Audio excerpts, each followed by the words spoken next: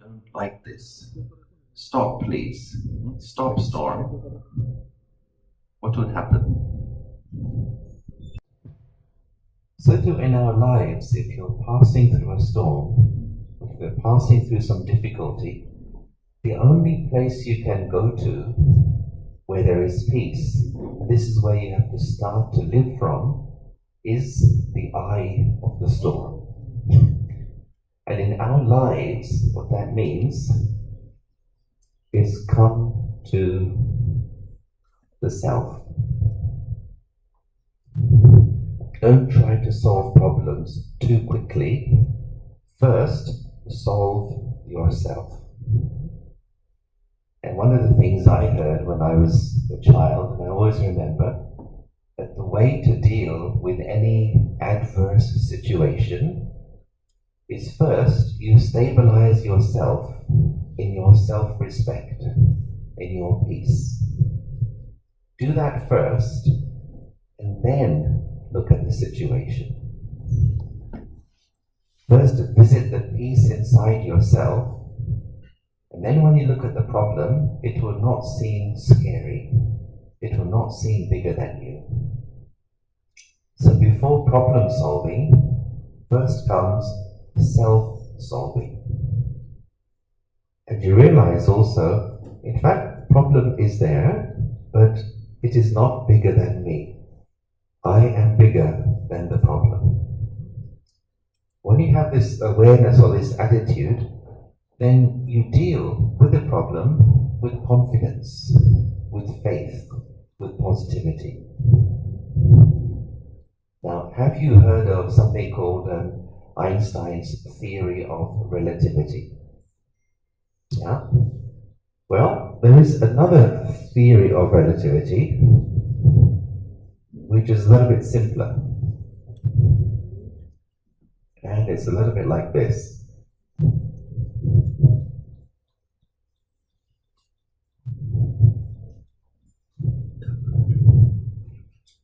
So let's say this here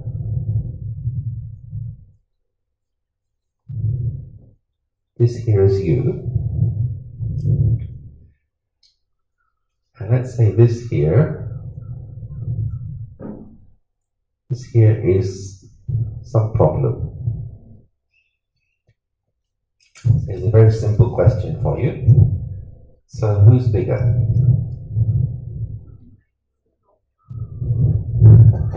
Problem is bigger. Alright, so let's call that as scenario number 1. Let's say this is scenario number 2.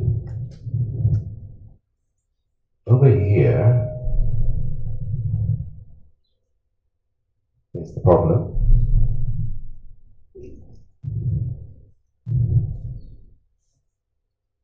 Over here is you.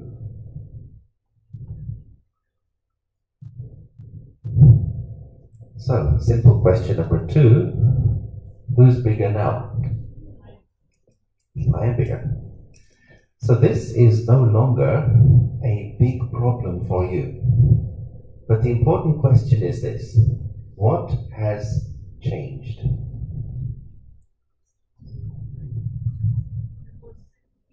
Has the problem changed? No. Problem is the same size. It's the same thing. But what has changed is you have changed. You have changed means you have grown. Now this just seems absurdly simple, but it is so important. Because the tendency we have whenever we come across a problem is immediately the mind starts to engage with it. What should I do? How do I deal with this? And we start pumping up the problem and it becomes bigger and bigger and bigger. And we start calling our friends, what should I do in this situation? What do you think? What do you think? What do you think? So the more energy I'm giving to the problem, it is becoming bigger and bigger in my mind, and I am getting more and more anxious, worried, afraid. And then there is stress, there's tension, physical problems. So before engaging with, before trying to find a solution to the problem, first stabilize in your self-respect. What does it mean to grow? What does it mean you become bigger? Is your self-respect becomes very stable. Then you see the problem and you realize, okay, it's there. I'm not denying it, but it is not bigger than me. I will find a solution. Basically, five steps we pass through in this little process. The first thing is really to make the heart full. I will explain some more details, but when the heart is full, what happens is number two, the mind becomes calm. When the mind is calm, the third thing is your intellect, your buddhi, becomes stable and clear. When your intellect is stable and clear, number four is that powers of the intellect begin to work properly. Now there are two main powers which our intellect has. These are essential for harmonious living. And those powers are the power to discern and the power to decide. If these two powers are working properly, we can find solutions to the problems. We can navigate a path through life. We know how to handle different personalities. And this then leads to the fifth step, is I'm able to find solutions. But when the mind is not calm, we become very anxious, or we panic, we become very nervous. And due to that nervousness and anxiety, or that cloud of emotion, the intellect gets blocked. Then you can't see things clearly. The intellect is the eye of the soul. When the eye can't see things clearly, we create scenarios which are unreal. Some call this as fantasized catastrophizing. What if this happens? What if she says this? What if the other happens? What if the world ends tomorrow? Like, we create all kinds of scenarios in our minds, and we cause ourselves a lot of anguish and suffering. And therefore, it's very necessary to step back and see, okay, what do I need to do in order to find the solutions? The mind needs to be made calm. And that's when meditation comes in. Now, the mind has been described as a child. Now, how many of you have children here? Why? Why do you have children? What do you like about children?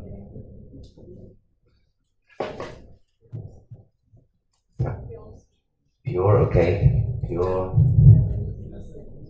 Innocent, yes. Okay. These are the good sides. Cute, lovely, pure, nice to play with. Is there another side as well? Very stubborn, very restless. And it's for these reasons that it is said the mind is like a child. Of course, different children are different. Some are very good, some are a little bit naughty. But why we say the mind is like a child is because a child only knows what she or he wants, not what she or he needs. The parent knows what the child needs. The child will say, Mommy, get me this, Daddy, get me that, I want the other, this. And so the mind is like this too. And the mind has so many desires. The mind sometimes thinks irrationally. Or the mind holds on to something, doesn't let it go. The mind worries unnecessarily. And therefore, if the mind is like that, then the experience of life, which should be pleasant, there should be peace, there should be happiness, but instead we experience tension, some stress, some frustrations. So how to calm the mind down?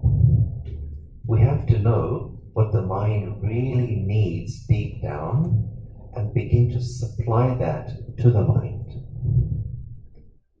What are the basic needs of the mind?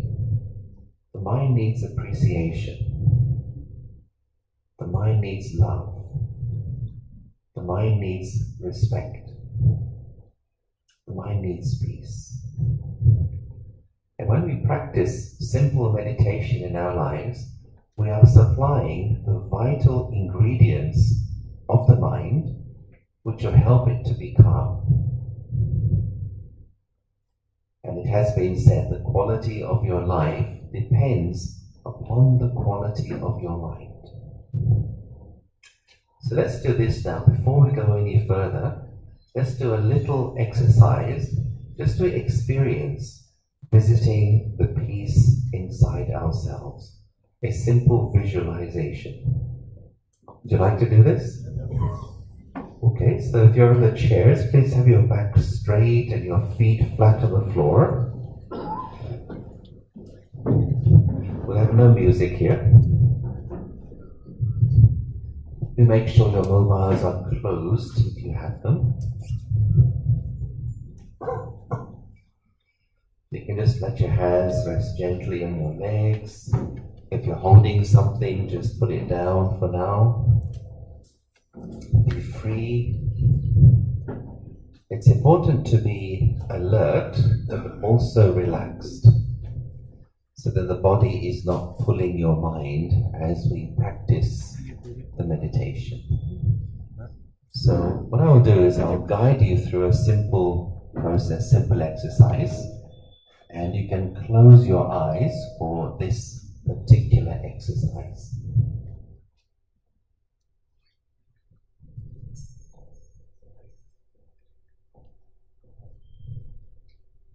And so let's spend the next few moments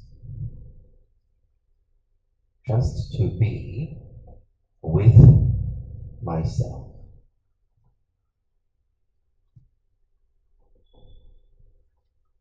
Let's just relax the body and also relax the mind. For these next few moments, I choose to leave the outside world outside, and I want to visit the peace which is within my own self.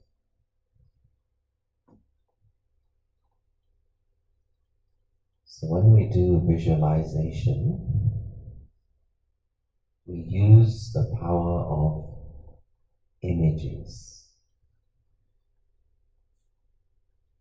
because the mind thinks in pictures.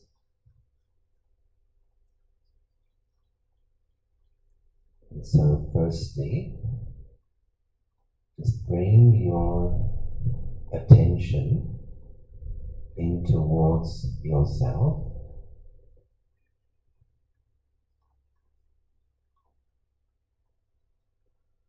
And bring your attention up towards your face.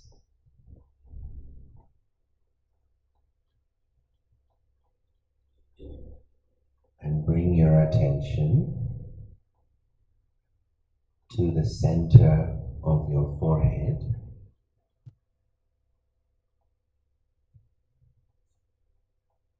And here, at the center of the forehead, picture a small room.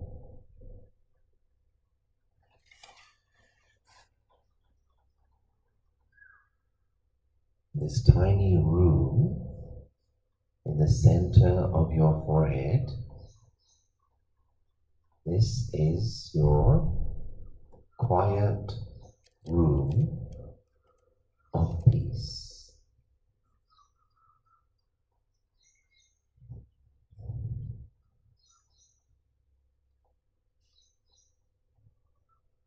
Just visualize this very pleasant, quiet room of peace in the center of the forehead.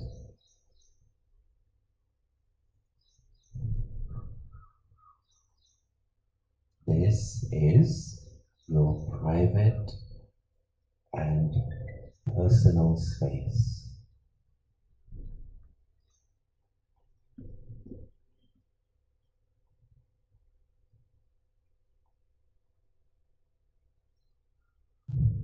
Inside your quiet room, you feel very relaxed.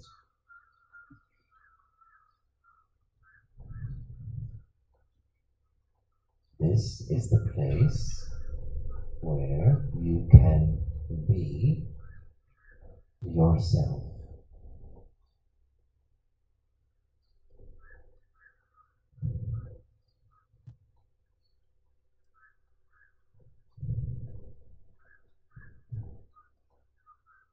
Inside the quiet room, you are safe and secure.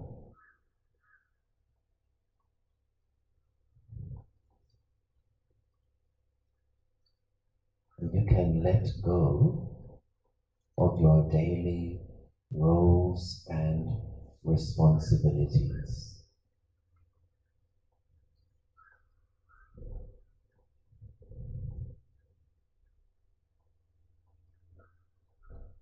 You are free from the pressures and the demands of the outside world.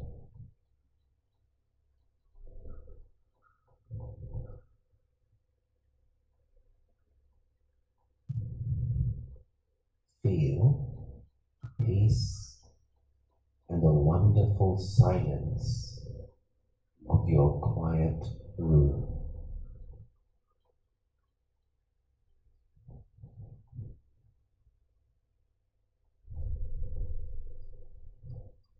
And just allow your mind to absorb this atmosphere of tranquility,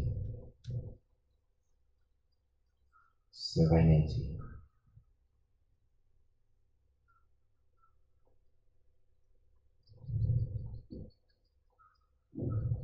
And as you do so, the thoughts begin to slow down.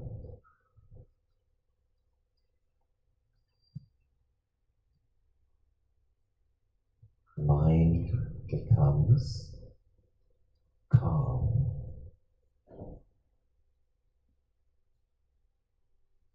relaxed, peaceful, quiet, and free.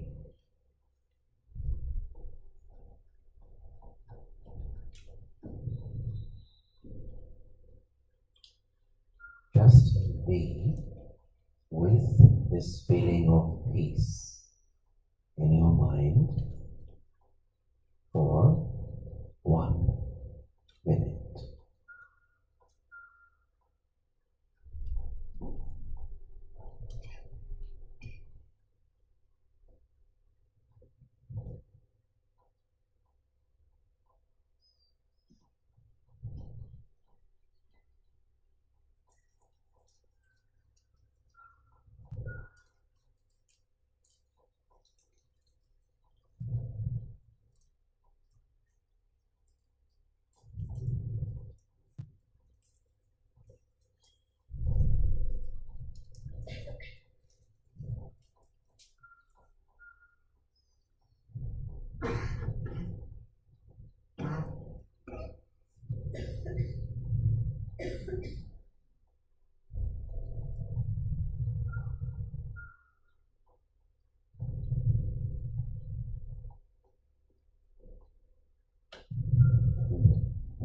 you're ready, then you can just open your eyes.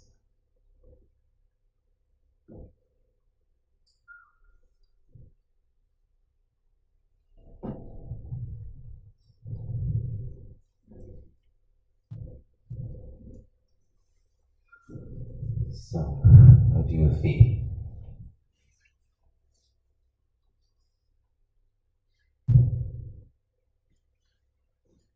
Anybody feel a bit more relaxed?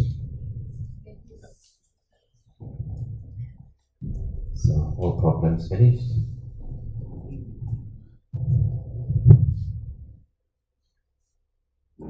It's one thing to relax with a group of people like this.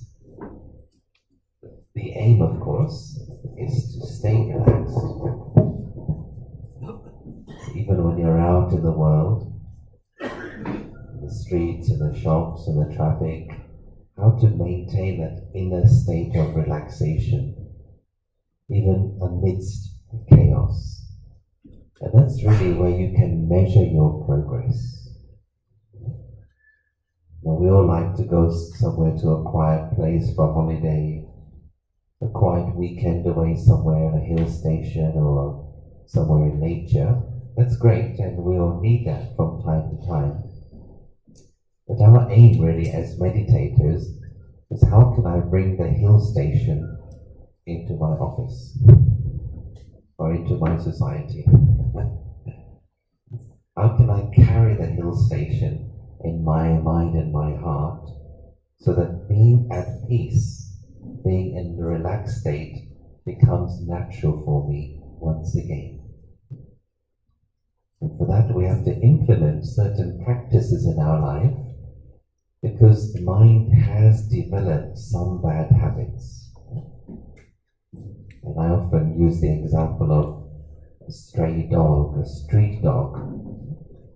Let's say, you like a certain stray dog and you want that dog to live in your house. You may bring the dog in the house and you may say, okay, now sit, be quiet. What will it do? It won't, because it is used to doing what it wants, where it wants, when it wants. It has the habit. So if you want it to live in your house, then you need to give house training, so it learns how to follow the rules of your house. In the same way, the mind has developed some habits over a lifetime, thinking too much, unnecessary concerns, or being too concerned about what other people think about me, or holding on to some memories which really are useless, or, planning the future too much all the time. Basically, overthinking has become a habit. And so if we want to break these habits, we need to implement certain practices in our day-to-day life so those habits finish. And so one of the suggestions for the day is like this, that when you wake up in the morning, then before you engage with life, before you engage with anybody else, first engage with yourself. Even before you talk to someone, even before you check your WhatsApp messages. For some people, the smartphone is like an indispensable part of life. Some people would even consider it more important than an internal organ. They'd happily give up a kidney rather than lose the phone. But even more important than that technology is the technology of the mind.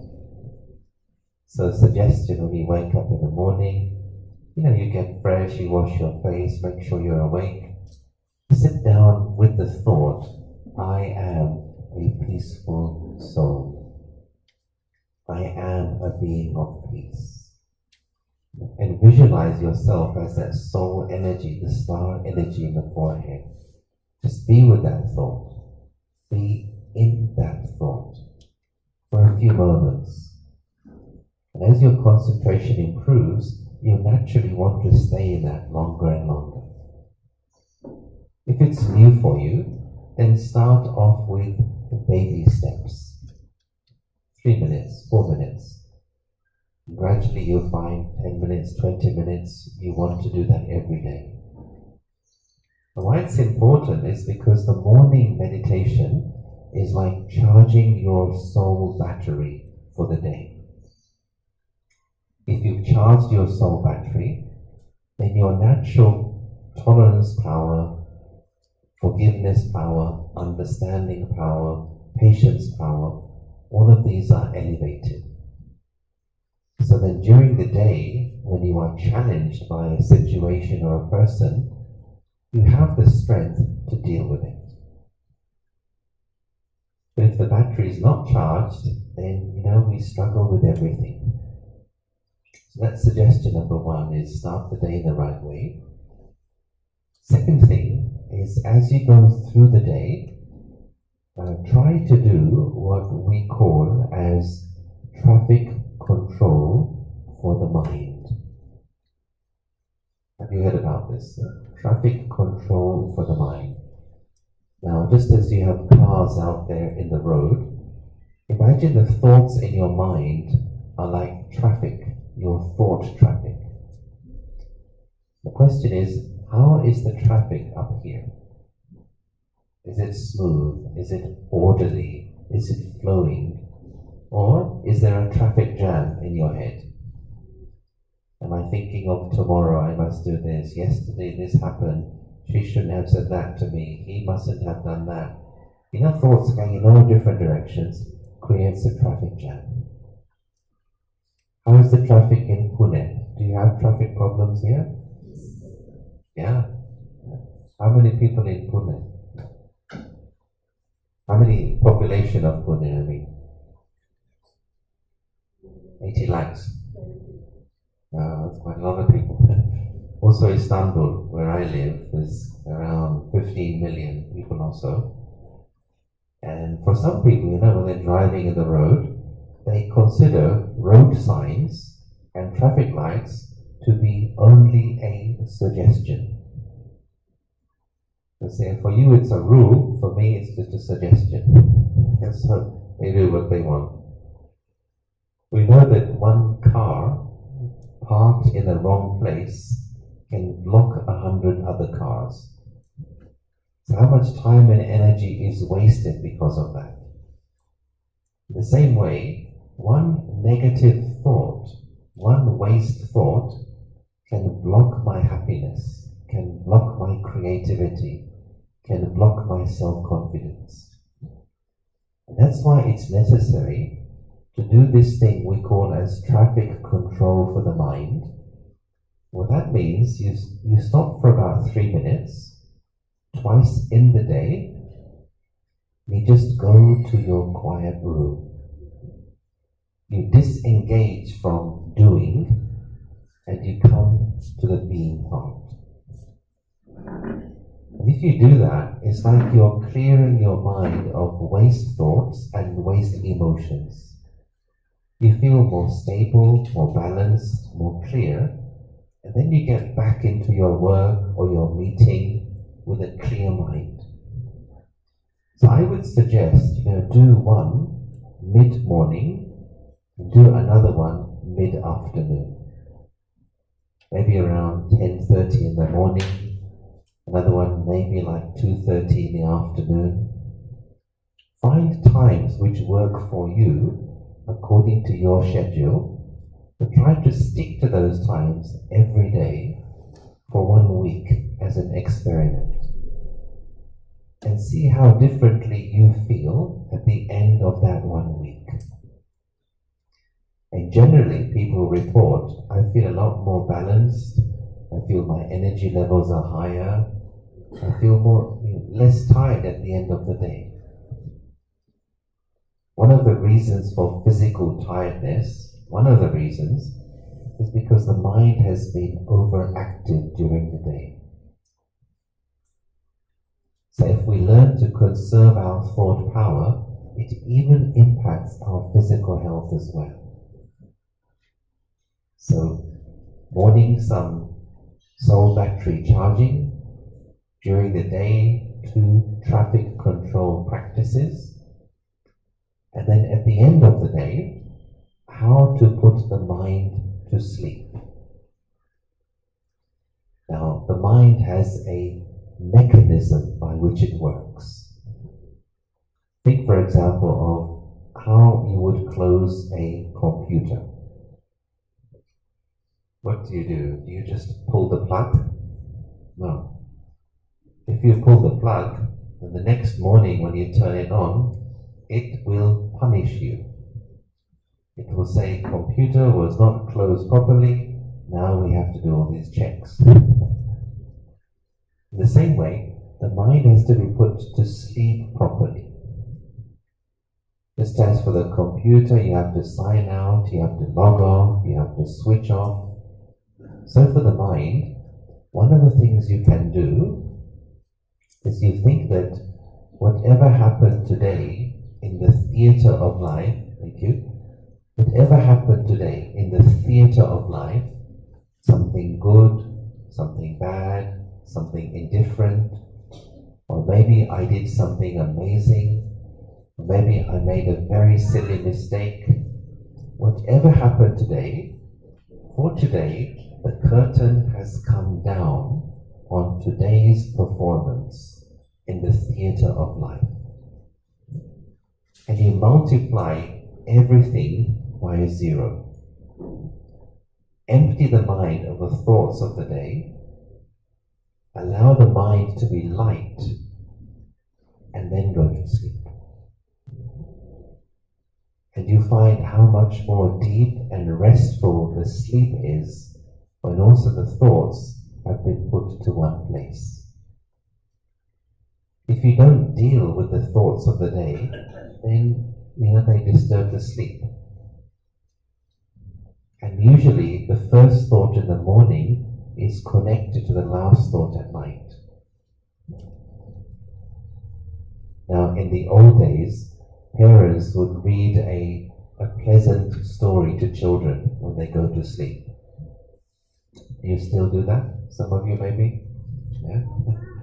There is some sense there. The idea is that if the child goes to sleep with a nice, happy, peaceful story, he or she will have good dreams. You would not read a horror story to a child, would you? The same way, the mind is the child. I have to put it to sleep properly. And if I do this, then it is an act of respect to the mind. So how to wake up, how to go to sleep, and then during the day, how to break the habit of speeding by practicing traffic control. Try and implement these for 1 week. See how you feel when you do these. Now, let me just press the pause button there. So I've been talking for a while, and you've been listening. Is this all making sense for you? Is it useful? Can you apply in your practical life? Is there anything you'd like to say or ask before we move on a little bit?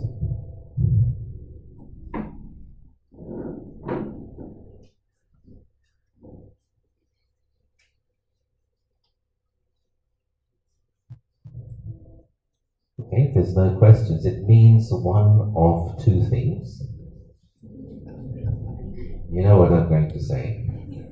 Either you understood everything perfectly, or okay. All right, let's move on a little bit. So we have a little bit more time.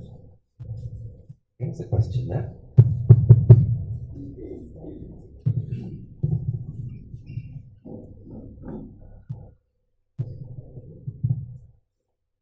The technique which you told just now, that concentrate at the center of your forehead. Sometimes I do see that speck of light, but I then think, am I imagining it? how do I convince myself that it really exists over there? Yeah, that's right, thank you. See, the whole of this meditation, which is called as Raja Yoga meditation, it's based upon the knowledge and understanding of the self. And one of the things that we study is we explore the question, who am I? And within that lesson, we come to this understanding that the soul actually resides in the center of the forehead, but it is a non-physical being. So we start with that fundamental belief that I am the soul, and I, the soul, exist within the brain. So once that belief is there, once I've accepted that, then it's easy to visualize it and practice it more deeply. And over time, people tend to report that they even have a sensation of being here in the center of the forehead. And it's a question of practice, of making it real. For me, it's like a diamond, a diamond which has been covered over by layers and layers of dust. And meditation is a practice of uncovering that diamond. So that's how I approach it. But first, the understanding is needed. And what I'd like to do is to share some ideas of how we've reached that understanding of who am I? This is the big question. Okay. The word meditation itself, do you know what this means? The word meditation? Yeah? Any ideas?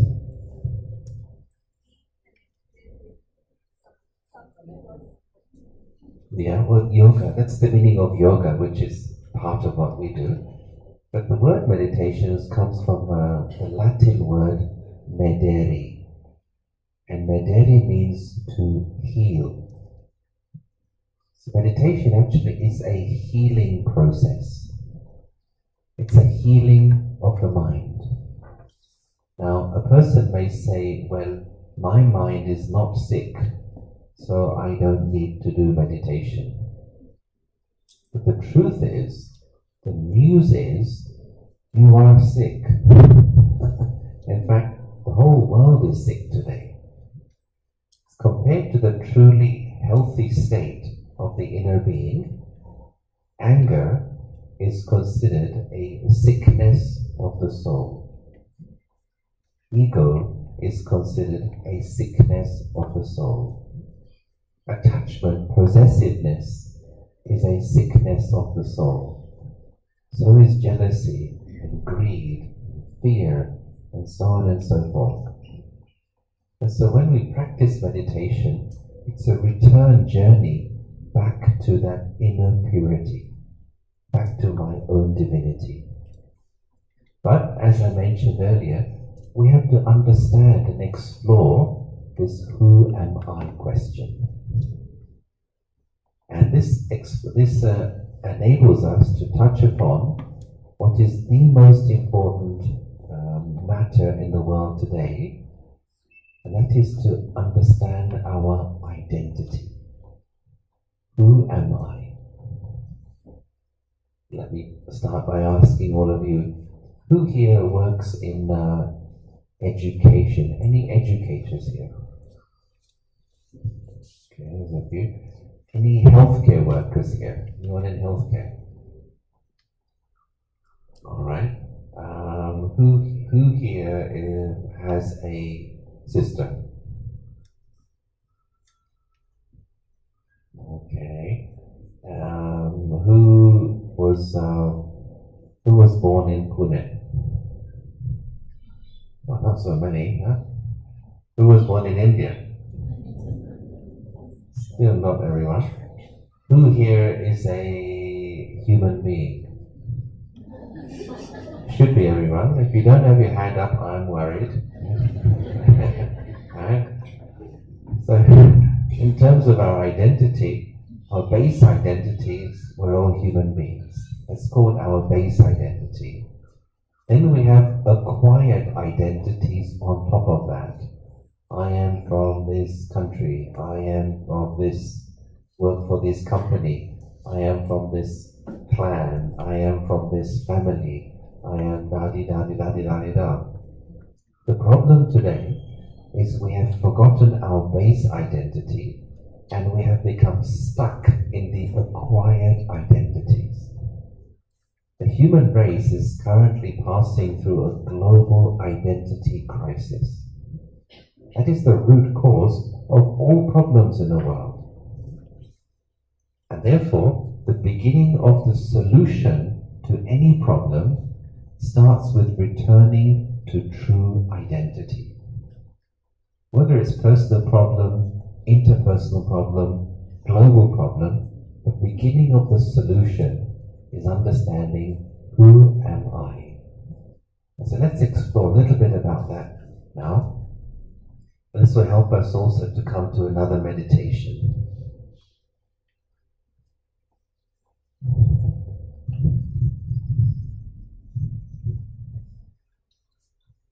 So I'm going to use an analogy which we often use in various contexts to try to understand the self.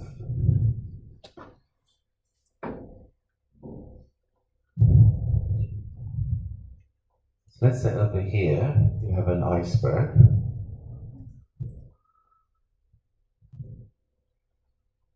And how much of an iceberg is visible above the surface? 25. Well, could be, but general figure is around 10%. Of course, Pune icebergs may be a little bit different. Yeah, but around 10%, just a small amount is visible above the surface, which means, of course, the majority is hidden below the surface. So let's say one particular day, the wind is moving in this direction, the sea is moving in this direction. So which way would the iceberg move? Yeah, it would go in this direction. In other words, the forces which are below the surface are more powerful than the forces above the surface. What is hidden exerts more pressure than what is visible. Or what you expect to happen, the opposite may happen instead. And human beings are also like this. What is visible above the surface is only a small part of the person. The majority of the person is below the surface. And we have to understand that. If I want my life to improve, if I want to grow as a person, I need to understand what this 90% is all about. So let's use this analogy to further explore the question, what is a human being?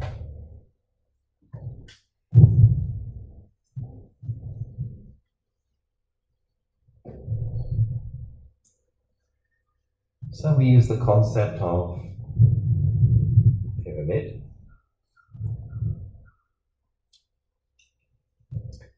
And the most obvious part of a person, top of the pyramid,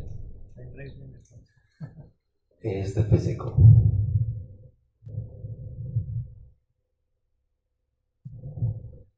So physical is just the external appearance of the person, how you appear physically.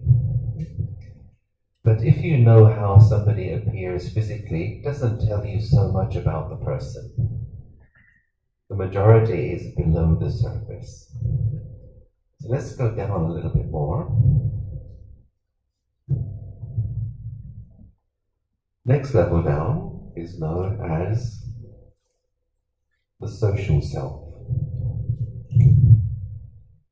And so this is how a person's character is manifesting in behavior.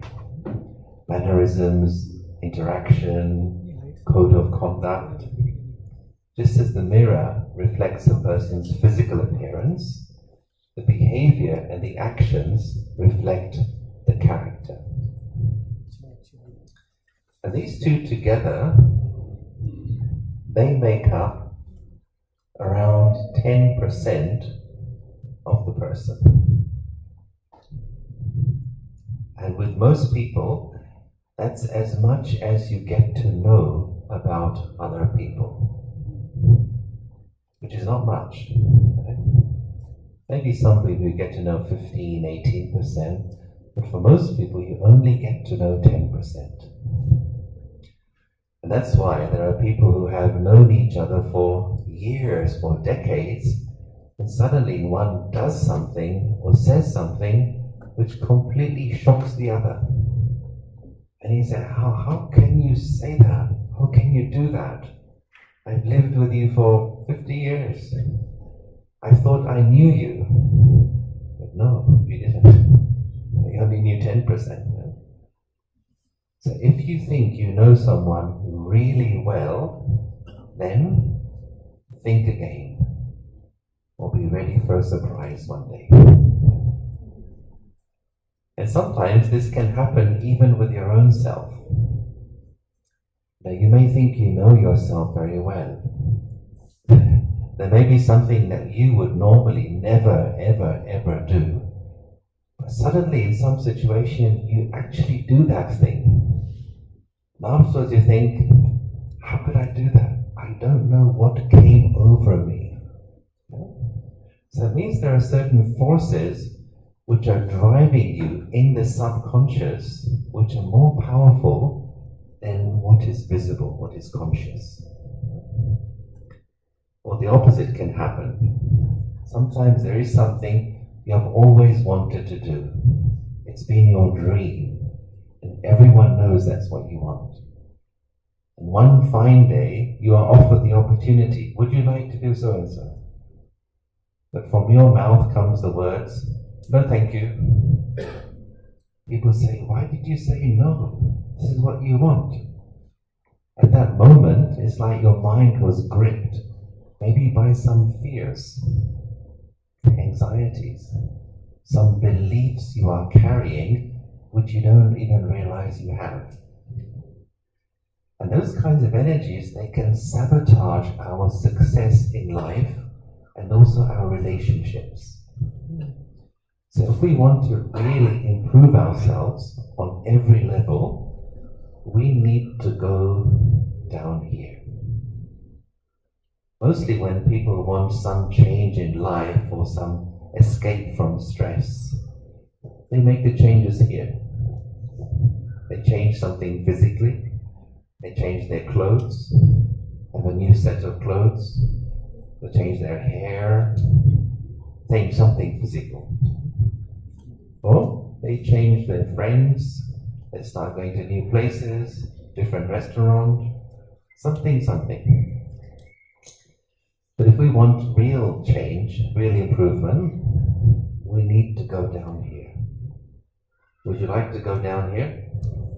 Are you sure? This is a one-way journey. There's no coming back. Alright, let's explore what's down there. And here is the third level down here. The physical, the social. Then we're entering into the subconscious. Third area here is your emotional self. So that's to do with the way you feel, your emotions and your moods. Sometimes a person is in a good mood, sometimes in a bad mood. Sometimes the moods go up and down during the day. Something good happens, you're on cloud number 9. Something bad happens, you crash. Sometimes people say, I always wake up in a bad mood. I'm just not a morning person, yeah. What does that mean, morning person? Don't talk to me before I have a strong cup of chai. But where does that mood come from? It's not just chemicals, it's something more than that. And so understanding what is the basis of my emotional condition, and the basis of all of that, the basis of the whole pyramid, is what is down here. So what do you think comes here? Subconscious, well, both are subconscious really. But the most basic part of a human being is what we are calling as the spiritual self. But we need to understand what we mean by these words. So let's just summarize. Physical has to do with your appearance. Social is to do with your behavior. Emotional is to do with your moods. And spiritual, essentially, is to do with your sense of identity. In other words, how do you see yourself? In other words, who are you? How are you answering the question, who am I? Now, you may not be answering it consciously, but you are answering it subconsciously. And that answer which you have is the basis of your entire life experience. Hence, it has been very wonderfully said, you don't see the world as it is, we see the world as you are, according to who you think you are. That's why there is a great need to explore identity. Let's look at a model of identity to see how we have created identity, how we have misunderstood identity, and then we'll look at what identity really means.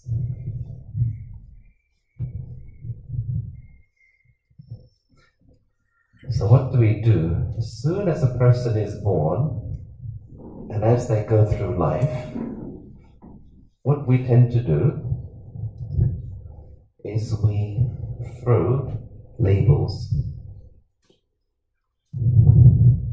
Alright, okay.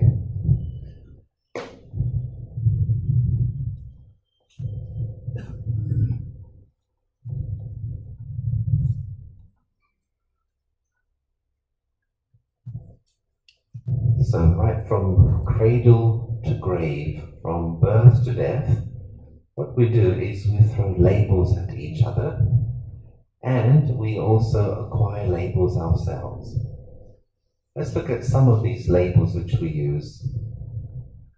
What's the first label that we usually give to a person when somebody is born? Name. Anything before name? Yes, okay. Yeah? So we say, okay, it's a girl or it's a boy.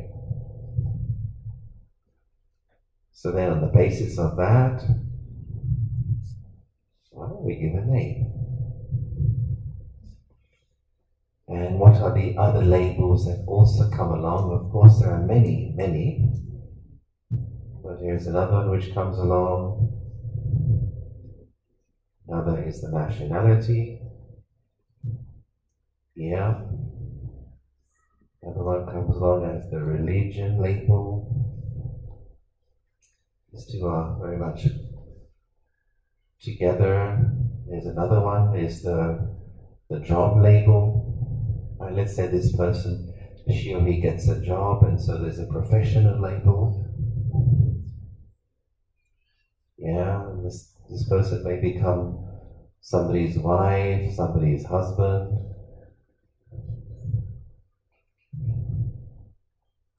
Okay, and then maybe a mother or a father.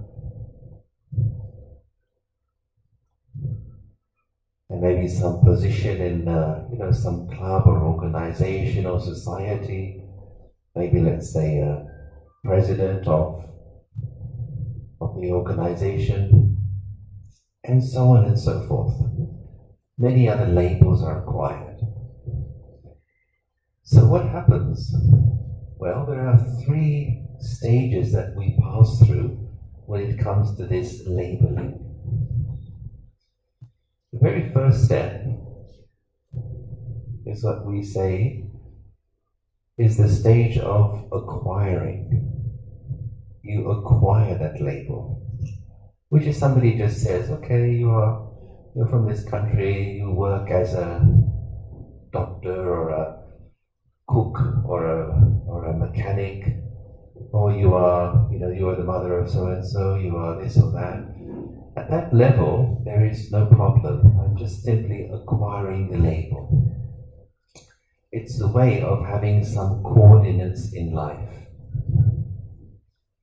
But what happens after you begin to live with that label, then we reach stage 2, which is where the problems start. Stage 2 is where you begin to identify with that label. And that's where everything begins to go downhill. Why? Because whatever is your sense of identity is going to shape and affect your emotional state. Remember the last diagram? We looked at the spiritual self. On top of that is the emotional self. So for example, let's take the job. Your first day in that new job, you very much have the awareness, I work as bank manager. So here is me, here is my job. After some time, you begin to place that label inside your awareness. And you begin to say, I am a bank manager.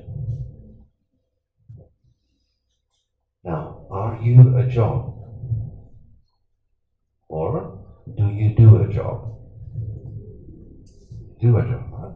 So you're not a doctor, you're not a teacher, you're not a bank manager, you're not any of these, you work as.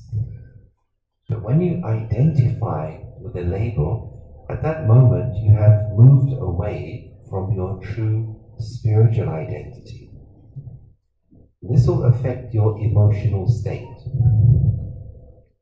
So what's happening is I'm beginning to place this into my awareness.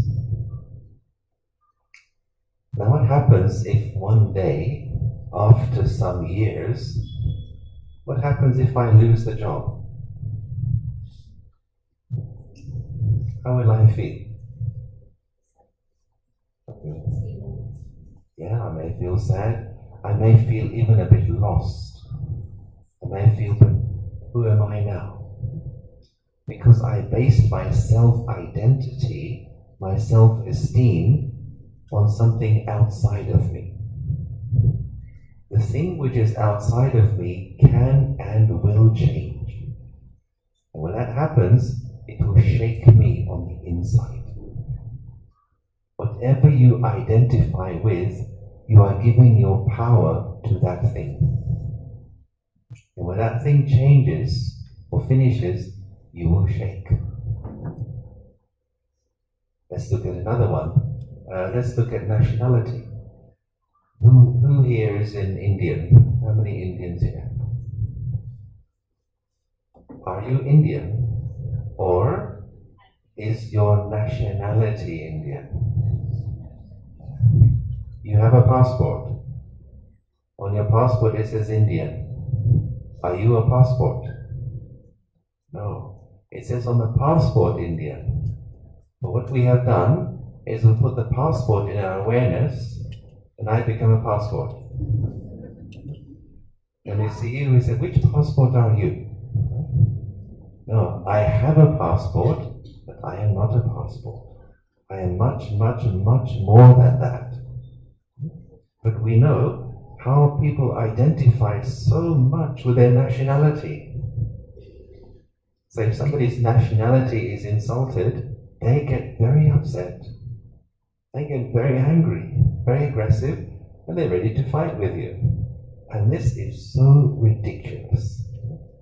This is part of the ego disease that we have in the world, where we have mixed up I am from I have. There is being, there is doing, there is having.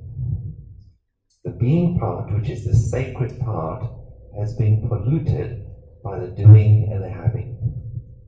This is the condition of humanity today. So our emotions get shaken up when what I am identified with is threatened in some way. In fact, with all of these, are they permanent or are they changeable?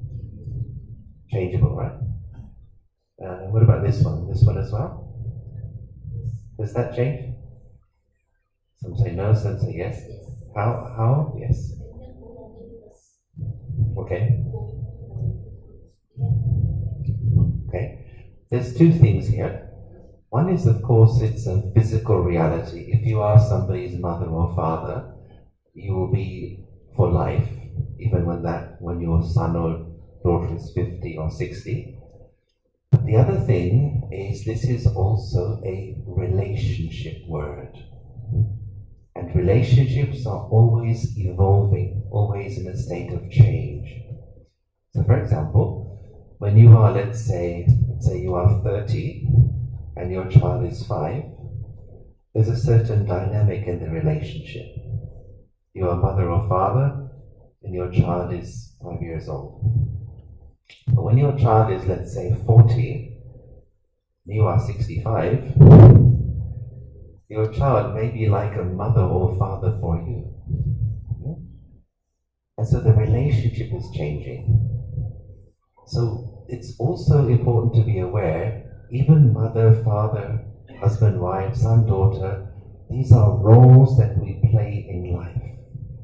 It's not that I am that, it's the role I play. And what sometimes happens is the case of the teenager. Some of you maybe are experiencing this or have experienced. When your child is a teenager, difficult times, right? Because teenagers no longer a baby, but not yet an adult. And the teenager is also confused. And you have to know that, okay, I have to a little bit step back in the relationship.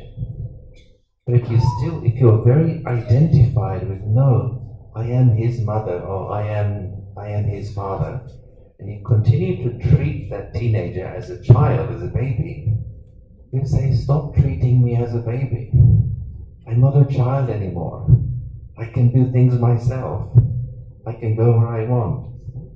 So the wise parent will know, as the child is going through an identity change, I have to step back a little bit. The nature of the relationship is now evolving. But if I'm too identified with being mother or father, then it creates problems in the relationships. Life is a river. What do rivers do? They flow. If you stand still in the river, what will you feel? What will you experience? Pressure, the pressure of the current.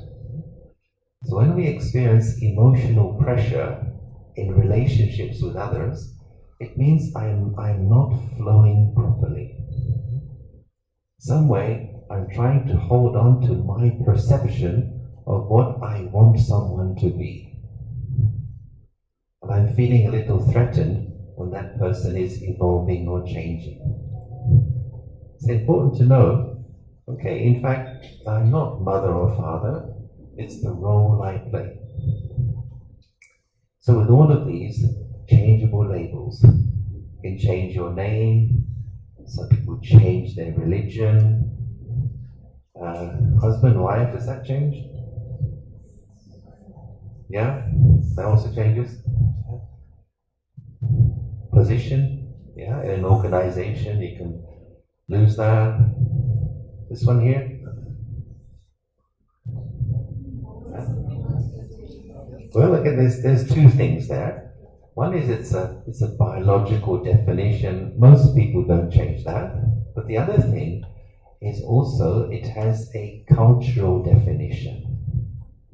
So to be boy or girl in Pune is very different to be boy or girl maybe in the Middle East somewhere or in some other country. So the definition of what it means in terms of behavior, how you interact, how you dress, how you do all that, those cultural definitions are different in different parts of the world.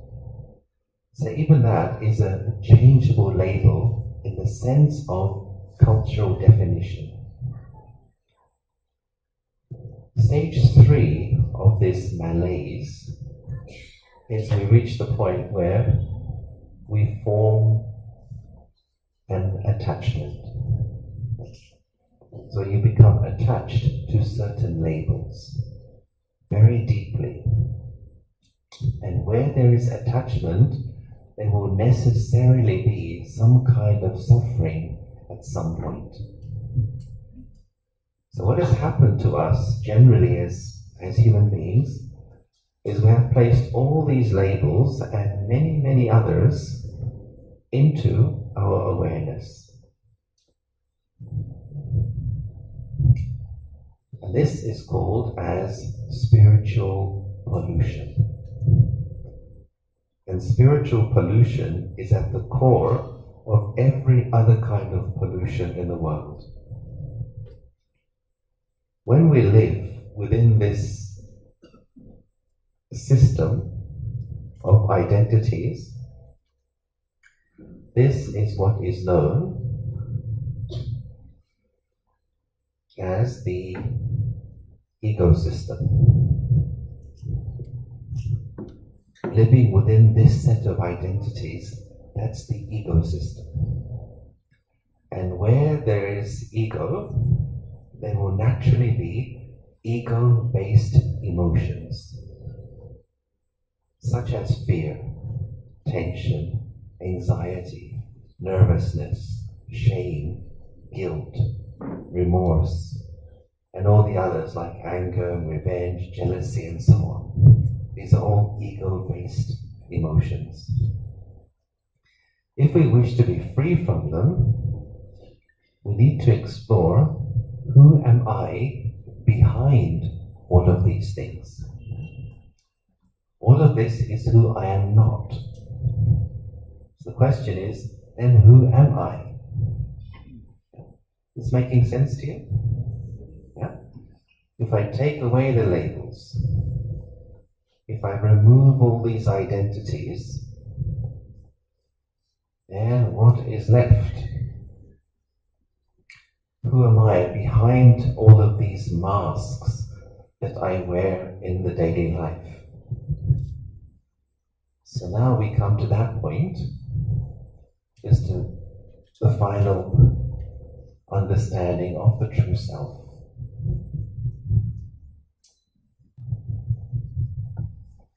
So there are many words used to describe that. We can say the consciousness, or we can say the inner being, we can say the true self, or this person needs to have a more of a round face. How's that?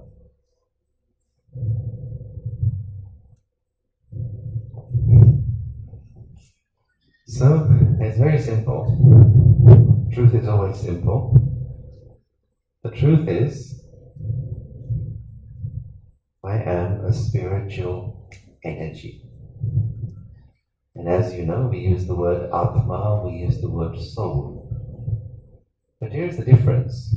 You don't have a soul, but you are a soul. This difference in one word makes the world of difference. Generally, the way we live is I am a body, and inside me there is a soul. But it's the opposite. I am the soul, and I express myself through the body. So this body is called Yogesh, but that's not my name. That's the body. That's the name of the body. And one day, I, the soul, I, the spiritual energy, I will leave this particular body called Yogesh. And then what will happen to this? It'll disintegrate.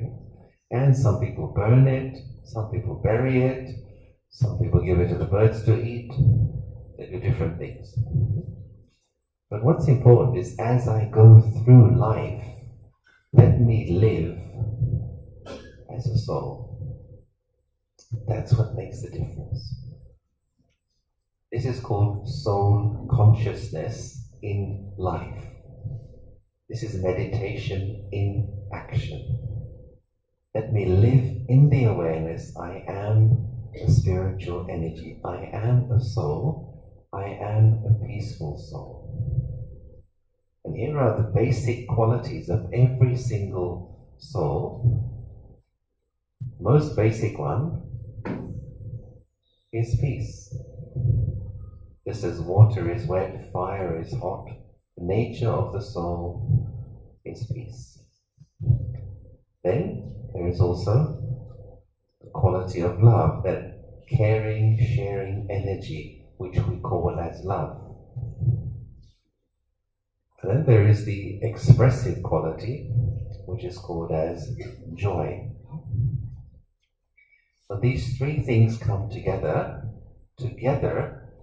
they constitute inner strength. Inner strength or inner power. So when we say somebody is a powerful person, she's very strong, he is very strong, what it really means is that these basic qualities of peace, love and joy are emerged. That's what makes a person emotionally stable. But when these three qualities are less in us, then we become very needy. And we say, oh, be careful what you say to her, she's very emotional. Or be careful about him, he can easily break, his heart can break very easily. Why he is so weak? Because the peace, love and joy have not been emerged. So inner strength is the result of emerging your divine qualities of peace, love, joy. And then there is also the quality of purity.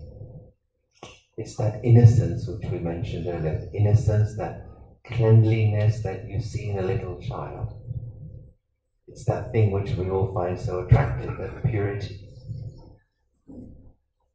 Now meditation is the process of emerging these qualities from inside. Because the good news, as we mentioned earlier, is this is a return journey. All of these qualities are within every soul in seed form. But those seeds have to be watered in order for them to germinate. So when we practice meditation, which we're going to do now to finish off, what I'm actually doing is I'm watering the seeds of divinity within myself and giving them a chance to emerge, giving them a chance to germinate. Then it's a question of maintaining that awareness as you go through day-to-day life. The more powerful you are, the smaller the problems become. Take care of you. Alright, okay. So let's now finish up with a little meditation to experience this thing called soul consciousness. And do so. If you have your eyes open, you need a point of focus, something to look at, so your eyes are not wandering around. So find something to focus on, or if you wish, you can just even look here at the center of my forehead, which is the location of the soul energy. If you have your eyes closed, then of course you have to be attentive not to drift off to sleep. Okay? Alright, so let's start. So we just spend these next few minutes just to be with myself.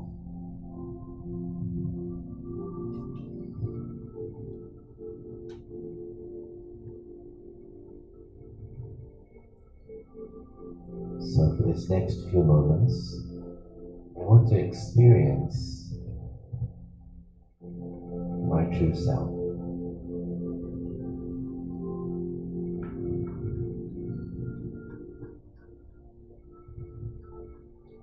So I start with the question,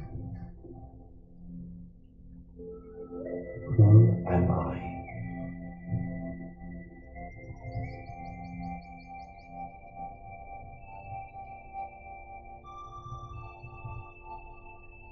Who am I behind the roles I play every day?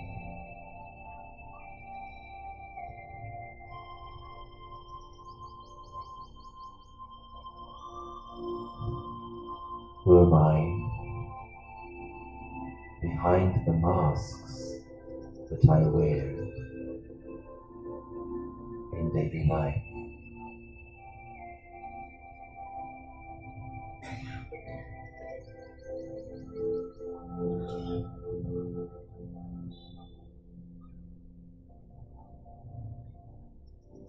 There is more to me than my roles, my responsibilities, my relationships.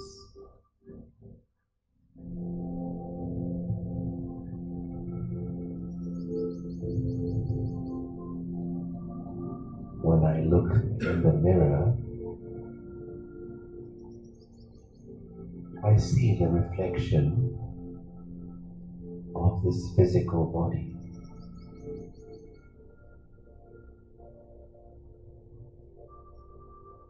But there is more to me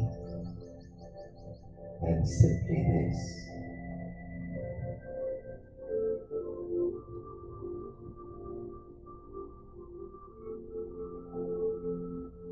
So I ask myself, who am I?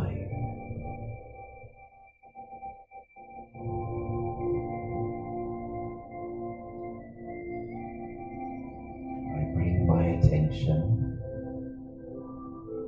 up towards my face.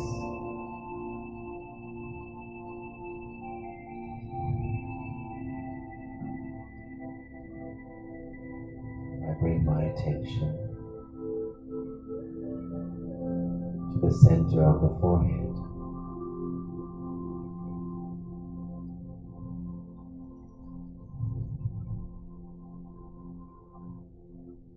And here, I picture the star of peaceful light.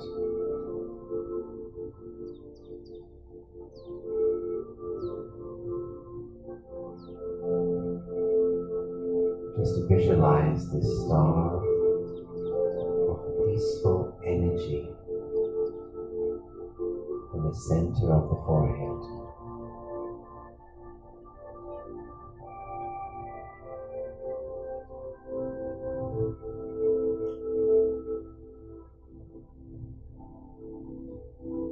From the star, waves of peaceful light are radiating in all directions.